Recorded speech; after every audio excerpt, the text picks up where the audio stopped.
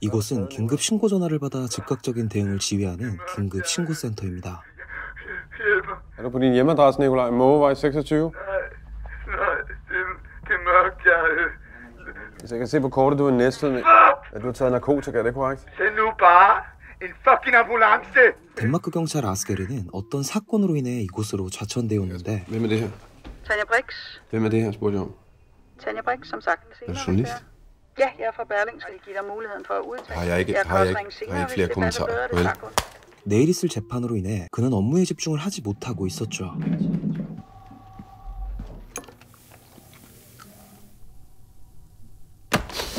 Det ringer, ikke? Helt ærligt, mand.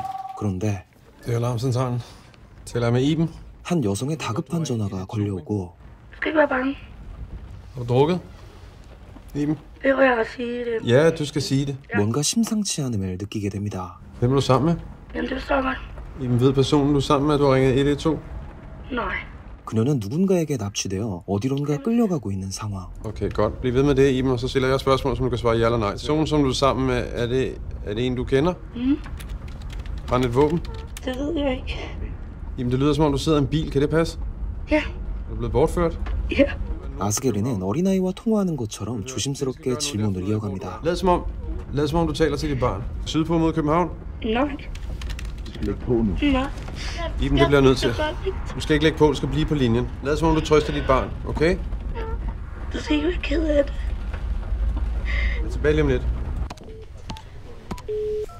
Vagtcentralen Nordsjælland. Ja, jeg skal 112 Øst. Jeg har en kidnappet kvinde. 그는 휴대폰 GPS 신호를 추적하여 가까운 순찰차를 출동시키는데 Okay, så send den i nordgående retning. Iben, så er jeg tilbage igen. Nu skal du høre, der er en politibil på vej. Når den passerer, så skal du give et signal. Iben, lad som om du taler til dit barn. Kom nu, Iben. Gå i seng nu. Godt. 하지만 GPS 신호로는 정확도가 떨어져 추가적인 단서를 찾으려 노력합니다. Nu nævner jeg nogle farver, som bilen kunne have, og lige snart det rammer rigtigt, så siger du, det er fint. Blå, sort, hvid. Er det en personbil? Varmer. Så godt, skat. Iben? Er din vogn på motorvejen? Ja, men... Kan du ikke sætte mig sammen med din vogn? Ja, det er en Vejler 2007. Hallo?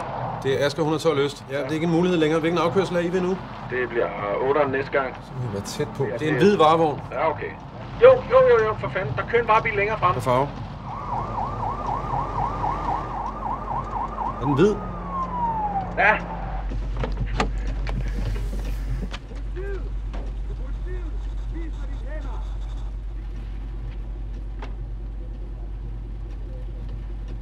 Hvad sker der? Forkert bil. Ikke nogen kvinde. Er I sikre? Ja, sølv, det er svært at sige mørke, altså. Vagtcentralen Nordsjælland. De stand til en forkert bil. Ja, det er ikke hendes. Hun er ikke registreret bilejer. Fast et nummer og sådan en adresse. Så informerer vagthold. Ja. 순찰차가 그녀를 찾지 못하자 아스게르는 포기하지 않고 이벤의 집으로 전화를 걸어보는데 Mathilde. Hej Mathilde. Og hvor gammel er du, Mathilde? 전화를 받은 사람은 이벤의 어린 딸 마틸드였고 집에는 어린 동생 올리버와 단둘이 있었죠. Mor gik sammen med far. Sagde de noget om, hvor de skulle hen? Nej. Okay. Mathilde, har din far en hvid varevogn? Okay, og hvad hedder din far? Michael. Er han gift med din mor? Ikke mere. 납치범이 미켈일지도 모른다는 생각에 그의 전화번호와 차량 번호를 알아냅니다. 508-502. Så der er Michael Berg og registreringsnummer. Perfekt. 그런데 갑자기 울음을 터뜨리는 마틸드. Mathilde, du skal ikke græde. Det skal nok gå, ikke? Hver gang jeg var ramt af mor, så gik jeg nok til Oliver skreg. Og så tog jeg mor og fat i mors hår. Der må ikke ske noget med mor. Ja. Der er ikke nogen, der kommer til at slå din mor ihjel. Okay? 그녀의 남편 미켈이 납치범일 거라는 의혹은 점점 커져만 가는데 Så jeg skal nok finde din mor, og så får jeg en hjem til dig og din bror. Okay? Hvis der er noget som helst, så ringer du 112. Ikke også? 112. Ved du hvad? Så løber jeg igen, ikke? Jeg er bange for at være alene. Hvad med... Kan du ikke gå ind til din bror? Far, gå ind til din bror. Farvel. Hej. 이때 아스게르는 미켈의 폭행 전과를 확인하곤 그가 범인일 거라는 의혹에서 확신으로 바뀌게 됩니다. Vagtcentralen Nordsjælland. Det er Asger 112 Øst, så har jeg nummerpladen. ZT55803. Ja, det er faren til hendes børn, Michael Berg, der har en. Og han har voldsdom på sig, så vi kender ham. Ja, jeg må få pladen ud. Farvel. Hey, forresten. 하지만 긴급 신고센터의 업무는 여기까지. 그가 할 수 있는 건 많지 않았죠. Hvad skal du? Jeg går ind i toren.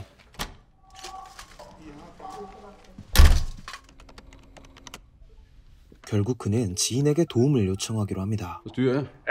Du sender 2 gutter ud til Strandlovsvej 12 på Amager. Det er lidt en haster. 하지만 그의 의혹은 알겠지만 현실은 달랐죠. Han bor alene, så det ved jeg ikke, men ellers må I bare bryde ind. Kommer Så hjem. stopper du. Det er ikke din opgave, det her. Er det her noget med i morgen? Jeg har det fint. Jeg prøver bare at gøre mit job. Du vil ikke have, at jeg sætter dig sammen med en ny psykolog? Ikke flere syge. Hvornår er du fri? 사실 아스게르는 지난 사건으로 인해 정신적으로 많이 불안한 상태였고 Så hilser du lige Patricia mange gange for mig. Vi tales ved. Ja, hun er flyttet. 아내도 이미 그를 떠난 상태였죠.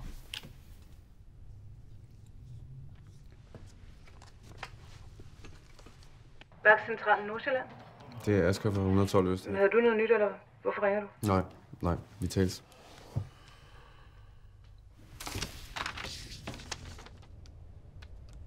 그는 이벤에 다급했던 목소리가 잊혀지지 않아 포기하지 않고 그의 남편 미켈에게 직접 전화를 걸어봅니다. Hallo, er det Michael? Hvem er det? Der du taler med Asger Holm fra Københavns Politi. Ved du, hvor Iben er? Nej. Men jeg kunne ikke få dig til at køre over til Mathilde og Oliver, vel? Det kan jeg ikke lige nu. Michael, jeg ved, du er sammen med Iben. Hvor er du på vej hen? Hvad? Jamen, jeg kan se, du har siddet inde et par gange. Vil du gerne ind og sidde igen? Det er Michael. Læg en besked. 미켈이 납치범이라는 증거를 찾기 위해 다시 한번 지인에게 도움을 요청하는데 Er alt, som det skal være? Jamen, jeg er på stationen. Jeg har lige fået fri. Okay, er du i bil? Ja. Du skal køre ud på en adresse på Amager for mig. Ja. Har du drukket? Jeg skal. Du drikker ikke. Jeg ved det. Du skal vidne for mig i morgen. Jeg ved det. Jeg ved det. Bare... Det er bare hvad? Jeg er bare bange for, at vi ikke klarer den, okay? Tænk nu, hvis jeg siger noget, der ikke matcher det, vi ser under afhøringen. Efter i morgen, så er det der overstået. Vi holder os til planen, ikke? Ja, selvfølgelig. Hvad er det, jeg skal? Jeg fortæller dig, når du kommer ud. Der er en, der vil tale med dig. En lille pige. 한편 이때 마틸드에게 전화가 걸려오고 때마침 경찰이 이벤의 집에 도착합니다. Mathilde? Der er nogen udenfor. Det er bare politiet. Bare gå hen og åbne døren for den. Ja. Det er godt. Ja, hallo? Team Andersen, Nordsjællands Politi. Ja, Asger Holm, 112 Øst. Mathilde, hvad er det der? Har du slået dig, Mathilde? Det er ikke mit.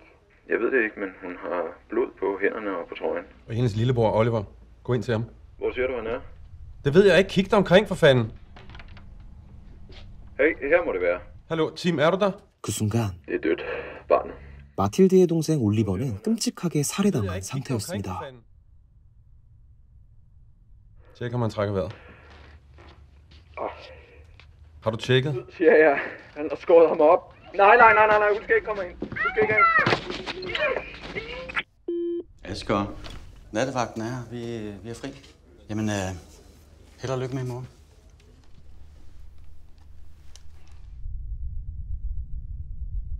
끓어오르는 분노를 억누르고 그는 다시 미켈에게 전화를 겁니다. Du skal ikke ringe til Jeg mig. ved, hvad du har gjort med Oliver. Du skal ikke ringe igen. Mathilde har også set, hvad du har gjort. Hun skulle ikke gå derind. Ja, men det gjorde hun, og nu sidder hun med Olivers blod ud over tøjet. Stans vognen, fortæl mig, hvor jeg er, så sender jeg en bil. Hvis jeg gør det, Ja, hvad vil der så ske? du kommer ind og sidder. Det går ikke. Det går ikke.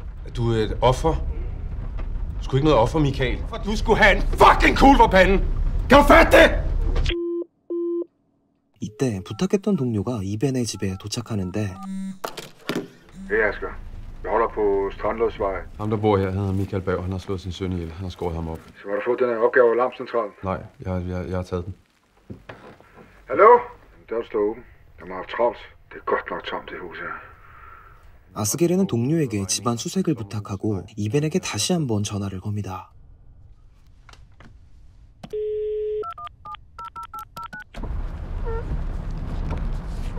Iben? Hej, skat. Iben, har du sele på? Ja. Godt. Træk i håndbremsen. Alt, hvad du kan.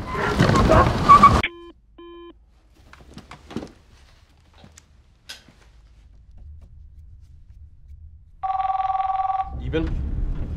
Det virkede ikke. Jeg kan ikke komme ud. Er du bag i varevognen? Jeg ved ikke, hvad jeg prøver ind. Nej, men ved du, hvor I er på vej hen? Jeg ved ikke, hvad jeg prøver ind. Nej, Iben? Nå, så hjælp mig. Jeg vil bare tilbage til Tilde og Oliver. Jeg vil bare hjælpe Tilde og Oliver. Ej, hvorfor det er, han gør det her? Iben! 그런데 이때 아스게르는 믿을 수 없는 충격적인 진실을 마주하게 되는데 Lige så snart han åbner døren. Oliver, han har Hvad snakker du om? slangerne. Han havde så ondt jo. Han skreg og skreg, fordi han havde slanger i maven. Jeg tog dem jo bare ud. Var det dig? Fint, ikke? Vil du ikke godt sige til mig snart? 그녀는 정신적으로 불안정한 상태였고 끔찍하게 살해된 아이는 미켈이 아닌 이벤의 짓이었죠. De har været i retten, og ham Michael, han har fået en masse breve fra en anden advokat i København. Hun har været indlagt på psykiatrisk center Nordsjælland i Helsingør. 사실 그녀는 정신병을 앓고 있었고 그녀의 남편 미켈은 딸을 살리기 위해 그녀를 정신병원으로 끌고 가고 있었던 것이었습니다.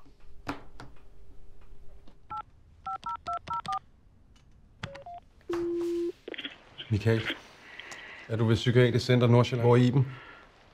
Jeg ved ikke. Jeg så slå mig ned. Hvorfor sagde du ikke noget? Der er ikke nogen, der hjælper her. Jeg har prøvet. Min dreng er død! Prøv at høre. Hun ved ikke engang selv, hvad det er, hun har gjort. Hun tror, hun hjælper Oliver.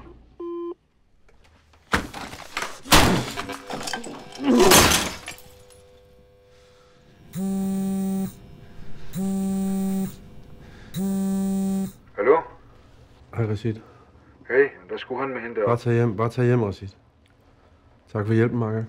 Men så ses vi i morgen, ikke? Du skal ikke lyve i morgen, hvis du ikke har lyst. 아스게르는 지난 사건 때 과잉 진압으로 인해 사람을 죽였었고 아스게르와 동료는 정당방위를 주장해 무죄를 받으려 했지만 Det er mig, der skød. Du er bare et vidne. Jeg har fucking løjet for din skyld, mand! 더 이상 숨기지 않고 모든 것을 고백하기로 결심합니다. Asger, 그리고 걸려온 이벤의 전화. du siger, I har talt sammen før. Hun hedder Iben. Siger du der noget? Jeg tager den derinde. Asger, sover. Er det dig, Asger? Ja. Jeg har slået Oliver ihjel, har jeg ikke? 그녀는 자신이 아이를 죽였다는 걸 깨닫고 스스로 목숨을 끊기로 결심합니다. Du mente ikke. Jeg har blod på hænderne. Det lyder som om, der er biler tæt på dig. Det er rigtigt. De er langt nede.